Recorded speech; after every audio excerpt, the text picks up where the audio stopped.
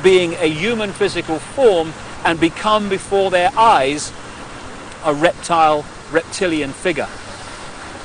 When you look at the ancient gods of the Indus Valley, they talk about the Nagas, the gods who, wait for it, had the ability to manifest as human or manifest as reptiles.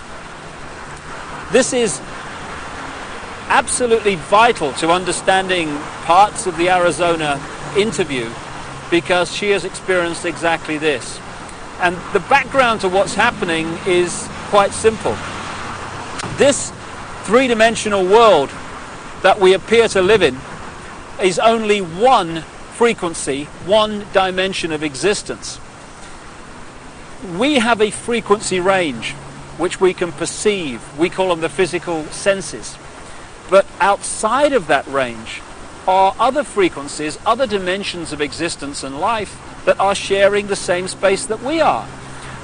In the space that my body is occupying now, for instance, are all the radio and television frequencies broadcasting to London. I can't see them, they can't see each other, they're not aware of each other because they're on different frequencies. Only when the frequencies become very close do we have what we call interference on the television or interference on the radio. And it's the same with creation. We live in conscious terms in this three-dimensional world. So this is our reality, this is what we perceive.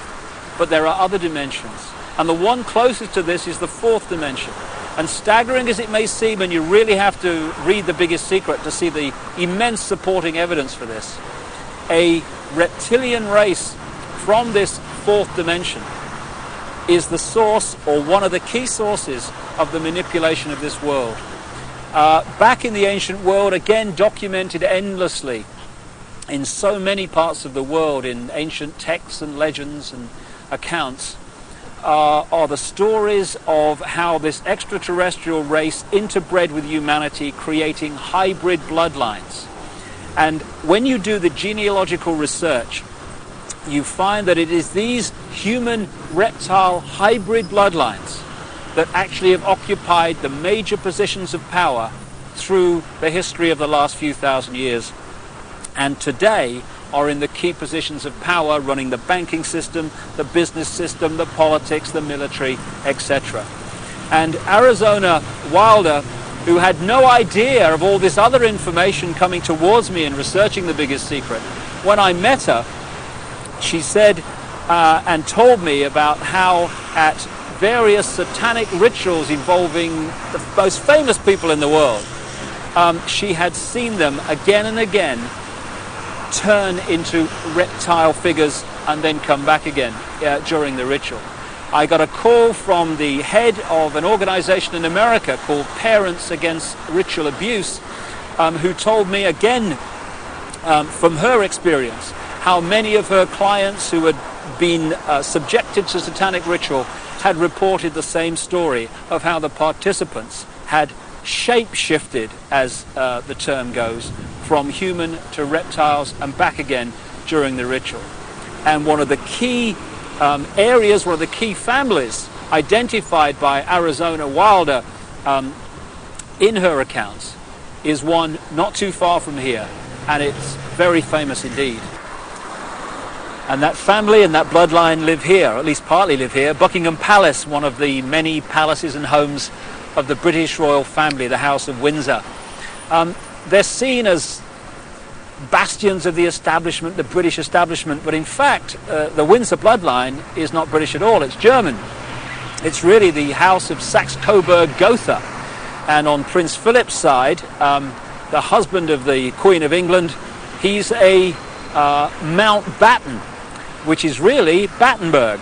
Again, another German line. In 1917, they changed the name from Battenberg to Mountbatten, from the House of Saxe-Coburg to Windsor, because at that time, you may recall, the German nation and the British nation were knocking hell out of each other in the trenches of northern France. And it was good PR from the British royal family's point of view to just change their name to sound more English. And this is just the farce and the facade behind so much, or behind which so much goes on. However, most people, if not almost everyone on the planet, would find the fact that the House of Windsor are one of these reptilian-human hybrid lines that shape-shift between human and reptilian form to be utterly, devastatingly ludicrous and unbelievable. I understand that. But the truth, the real truth, often is. And Arizona Wilder, in the interview that's coming up now, is going to talk about her experiences of seeing this happen.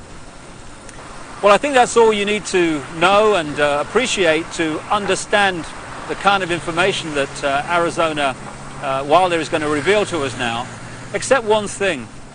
Across the millennium years is crunch time in this whole agenda, crunch time for the human race. This is the time when this network of interbreeding bloodlines wants to bring in its global fascist structure of a world government to which nation states would be administrative units, of a world central bank and a world currency, a currency that wouldn't be cash, it would be merely electronic, for which there are fundamental implications for human freedom. And also the world army, which is designed to be NATO, expanding and expanding as it is now, of course, to become the fully fledged world army, world police force. And underpinning that little lot is designed to be a microchip population, in which we are microchipped with our financial details, our medical details, etc., etc. And that would allow not only electronic tagging, people knowing where we are all the time, it would allow the external manipulation through this electronic means of our mental and emotional processes. This will happen unless the human race wakes up and wakes up fast. And to do that, we need to understand what's really going on. And to let people know that, we've got to stop beating about the bush, stop pulling punches, stop pussyfooting around, keeping information from people, oh my goodness, how will they react, and just say, this is going on, take it or leave it, make of it what you will, but this is what's going on. And some of the information you're going to hear now is quite horrific. But if we don't know about it, what can we do to stop it and to change it? I spoke to Arizona Wilder in Los Angeles, and this is what she had to say. Arizona, can we start at the beginning and can you tell us the story of what's happened in your life from the very start?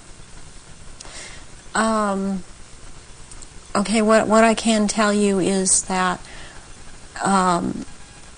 before I started looking into my life, back in 1989, I was starting to have flashes of things, and my life was not what it seemed to be, which is why I started looking into it.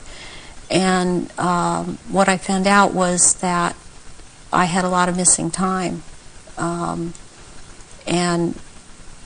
a whole lot of missing time, as to what had occurred in my life. And when I started looking into what had happened in my life, it was the only way that at the time that I knew, was to start going to see a therapist.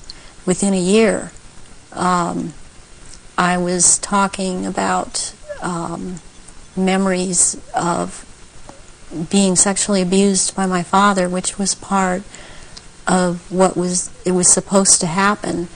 And I was starting to talk about mind control issues, and I was talking about ritual abuse issues at the time, and I didn't have the whole thing put together. It's taken me years, all these years, it's taken approximately almost 10 years to put this together, what has happened to me.